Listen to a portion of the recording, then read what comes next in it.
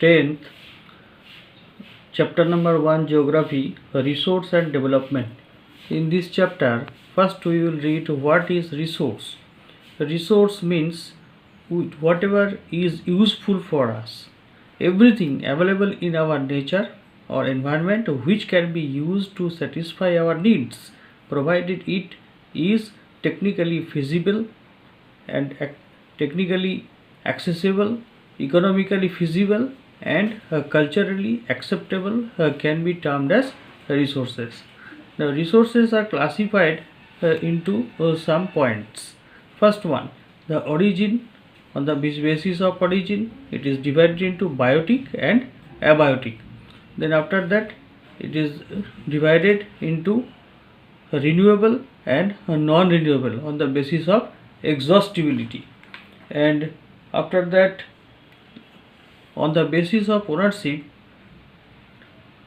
it is divided into 4 types: individual, community, national, and international. Then potential, developed, and stock and reserve. These are the classification of the status of development. Look, on the basis of origin, the biotic resources.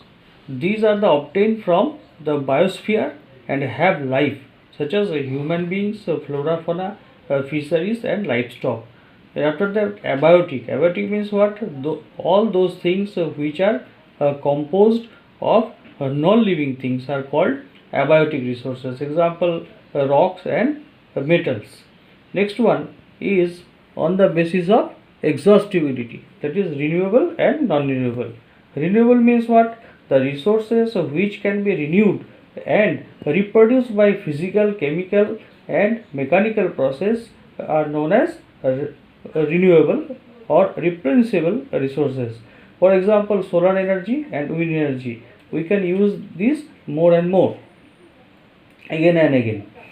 Next one, non-renewable resources. These are the resources that once used cannot be replenished. Replenished means not be reproduced. For example, or not be reproduced or not be produced, we can say this one. For example, coal, petroleum, mineral oil like copper and iron.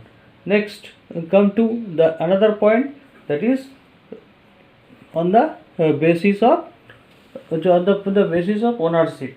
On the basis of ownership, there are some divisions. First one is individual resources. Individual resources means it is belong to particular person.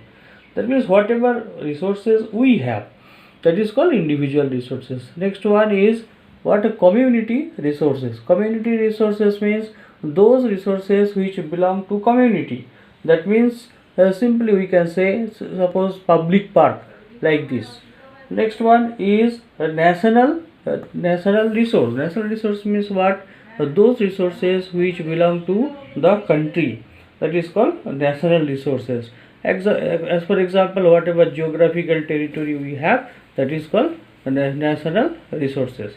Next one is international resources. International resources means the resources which belong to the whole nation, whole world. That is called international resources. Now come to the national resources. National resources means what? That technically all the resources belong to the nation. The country has legal powers to acquire even private property for public good. That means for betterment of the people. In this connection, you can see that up to 12 nautical mile from the sea coast, that is also calculated as a national resources. Now come to the international resources. International resources means what? These are international resources, international institutions which regulate some national which regulate some resources. These oceanic resources, that means whatever we find in ocean, that is called what international resources. On the international resources, the international organizations take the decisions. Come to the another point, that is on the basis of status of development, the resources are four types. First one, potential resources. Resources which are found in a region but have not been utilized are called potential resources. For example, Gujarat and Rajasthan have a lot of potential for the development of wind and solar energy, but so far they have not been developed fully. Second thing is developed resources. That means resources which are surveyed and their quality and quantity have been determined for utilization. For example, water resources and coal. Next one, stock. Minerals in the environment which have the potential to satisfy human needs, but human beings do not have the appropriate technology to access them, or included among the stock.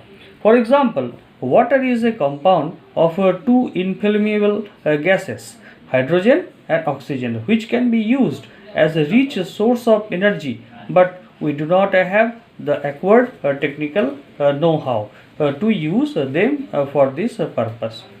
Next last one, reserves. These are the subset of stock which can be put into use with the help of existing technological know-how, but their proper use has been postponed for meeting the future needs. For example, forest reserves, iron ore reserves, etc.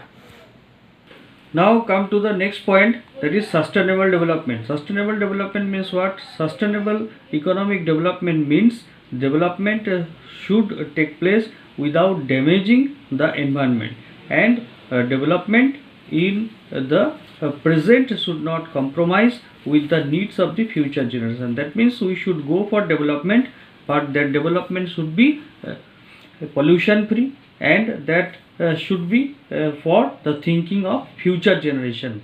Let's come to the Rio de Janeiro summit 1992. It was held in Brazil. And what was the main aim of this summit? The main aims at achieving global sustainable development. It is an agenda to combat environmental damage, poverty, the disease through global cooperation on common interest, mutual needs, and shared responsibility. It is the declaration signed by more than 100 heads of the state. The declaration was what? Agenda 21 in Rio de Janeiro Earth Summit 1992, held in Brazil, and it is signed at the United Nations Conference on Environment and Development, that means UNCED. Now come to the last point, that is resource planning in India. Resource planning is a complex process which involves, number one point, there are 3 points. First one point is identification and inventory of resources across the regions of the country. This involves surveying, mapping, qualitative and quantitative estimation and measures of the resources. Second point means evolving a planning structure endowed with appropriate technology, skill, and institutional setup for implementing resource development plans. Then third one point, matching the resource development plans with overall national development plans. This is resource planning. The next portion will be continued in the next video.